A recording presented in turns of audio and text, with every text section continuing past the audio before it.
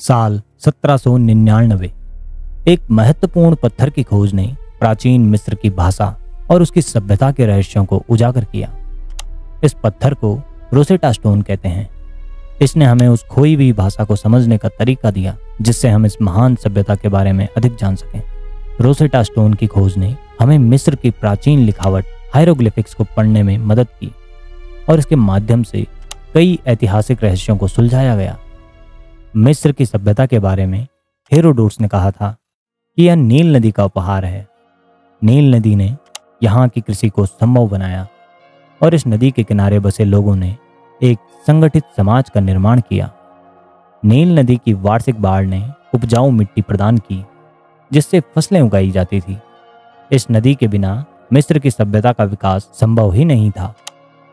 प्राचीन मिस्र की सभ्यता का प्रारंभिक काल लगभग 3100 ईसा वर्ष पूर्व माना जाता है, जब पहला राजवंश स्थापित हुआ। इस समय के दौरान मिस्र के शासकों ने अपनी शक्ति को स्थापित करने और बनाए रखने के लिए बड़ी बड़ी इमारतों और पिरामिडों का निर्माण कराया। ओल्ड किंगडम मिस्र की सभ्यता का एक महत्वपूर्ण दौर था। इस समय में गीजा के महान पिरामिड और स्फिंक्स जैसी महान इमारतें बनाई गई। मिस्र के पिरामिडों का निर्माण एक अद्वितीय और विशाल परियोजना थी जिसने दुनिया को आश्चर्यचकित कर दिया। पिरामिडों का निर्माण सबसे पहले तीसरे राजवंश के समय में शुरू हुआ। सबसे प्रसिद्ध पिरामिड गीजा के महान पिरामिड चौथे राजवंश के फराहो खुफू के शासनकाल में बनाए गए थे। पिरामिडों का निर्माण एक जटिल प्रक्रिया थी जिसमें हजारों मजदूरों, कारीगरों और इंजीनियरों ने भाग लिया। इन पिरामिडों को विशाल पत्थरों के ब्लॉकों से बनाया गया था जिनका वजन कई टन होता था।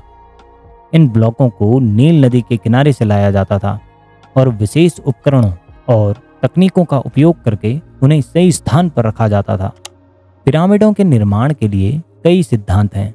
कुछ लोग मानते हैं कि एक विशाल रैंप प्रणाली का उपयोग करके पत्थरों को ऊपर उठाया जाता था, जबकि अन्य लोग मानते हैं कि एक स्पाइरल रैंप का उपयोग किया गया था। इन दोनों में से कोई भी सिद्धांत प्रयोग किया गया हो, किंतु यह स्पष्ट है कि इस प्रक्रिया में अत्यधिक गणितीय और ज्यामितीय ज्ञान का उपयोग किया गया होगा। पिरामिडों का निर्माण केवल श्रम का काम नहीं था, यह एक धार्मिक और सांस्कृतिक प्रक्रिया भी थी। मजदूरों को अच्छा भोजन, आवास और चिकित्सा सुविधाएं भी प्रदान की जाती रही होगी जिससे कि पिरामिड के निर्माण में कोई व्यवधान उत्पन्न न हो पाए। प्राचीन मिस्र की संस्कृति बेहद समृद्ध और विविध थी। उनकी कला और शिल्प में धार्मिक और सांस्कृतिक प्रभाव स्पष्ट रूप से देखे जा सकते हैं। मिस्र के लोग अपने देवताओं की पूजा में विश्वास करते थे और उनका अधिकांश जीवन धार्मिक अनुष्ठानों में बीतता था। मूर्तियां और ममीकरण की विधियां उनकी सांस्कृतिक धरोहर का महत्वपूर्ण हिस्सा थी। उनकी सामाजिक संरचना भी बहुत संगठित और परिष्कृत थी, जिसमें शाही परिवार, नबी और नागरिक शामिल थे। मिस्र की लेखन प्रणाली, जिसे हायरोग्लिफिक्स कहते हैं, दुनिया की सबसे पुरानी लेखन प्रणालियों में से एक थी। हायरोग्लिफिक्स एक चित्रात्मक प्रणाली थी जिसमें प्रतीक और चित्रों का इस्तेमाल विचारों और धारणाओं को व्यक्त करने के लिए किया जाता था। इसका उपयोग धार्मिक ग्रंथों, शाही अभिलेखों और रोजमर्रा के दस्तावेजों में किया जाता था। मिस्र के लोग लेखन के लिए पेपायस का इस्तेमाल करते थे, जो नील नदी के किनारे उगाए गए पौधों से तैयार किया जाता था। फराओ मेनकोर के शासनकाल में एक और पिरामिड का निर्माण शुरू किया गया, लेकिन संसाधनों की कमी और उनके उत्तराधिकारी की मृत्यु के कारण यह कार्य अधूरा रह गया। मेनकोर का शासनकाल मिस्र की सभ्यता की चुनौतियों और संघर्षों को दर्शाता है। उनका पिरामिड अधूरा रह जाना इस बात का प्रतीक है कि विशाल निर्माण परियोजनाओं ने कैसे संसाधनों पर दबाव डाला। मिडिल किंगडम मिस्र का एक और महान युग था जिसमें शासकों ने कला, साहित्य और वास्तुकला में महत्वपूर्ण प्रगति की। इस दौरान मिस्र ने एक मजबूत केंद्रीय सरकार और समृद्ध समाज का निर्माण किया। लेकिन इस युग के अंत में हिक्सोस नामक विदेशी आक्रमणकारियों ने मिस्र पर हमला किया और अपने शासन की स्थापना की। हिक्सोस ने मिस्र में नए तकनीकी और सांस्कृतिक नवाचार लाए, जिनमें घोड़े और रथ शामिल थे। न्यू किंगडम मिस्र का सबसे समृद्ध और शक्तिशाली काल। इस समय मिस्र ने अपनी सीमाओं का विस्तार किया और एक विशाल साम्राज्य की स्थापना की। इस युग के प्रसिद्ध शासकों में हसेपसट, अखेनातेन, टूटनखामुन और रामसेस द्वितीय शामिल हैं।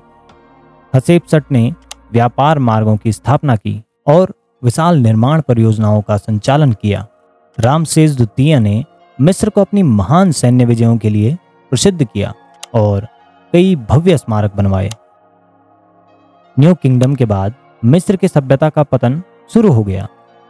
बार बार के युद्ध, सूखे, अकाल और आंतरिक संघर्षों ने मिस्र की राजनीतिक एकता को कमजोर कर दिया।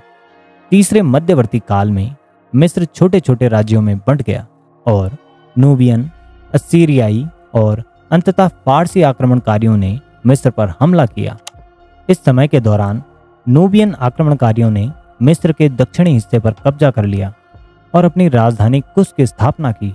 इसके बाद असीरियाई आक्रमणकारियों ने भी मिस्र पर हमला किया और उनके द्वारा मिस्र की सीमाओं को लगातार चुनौती दी गई।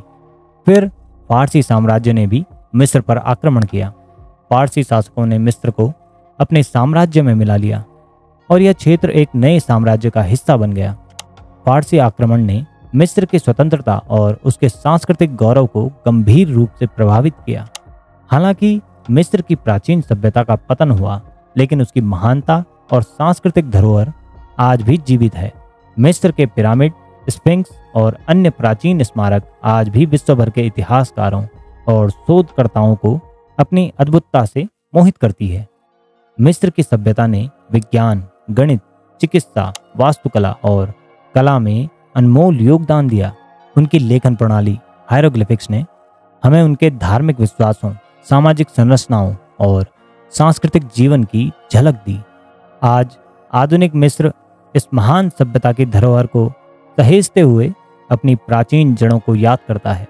मिस्र की प्राचीन सभ्यता हमें सिखाती है कि कैसे एक समाज अपनी उन्नति के लिए नई तकनीकों और दृष्टिकोणों को अपनाता है और कैसे उसका इतिहास उसकी भविष्य की दिशा को आकार देता है।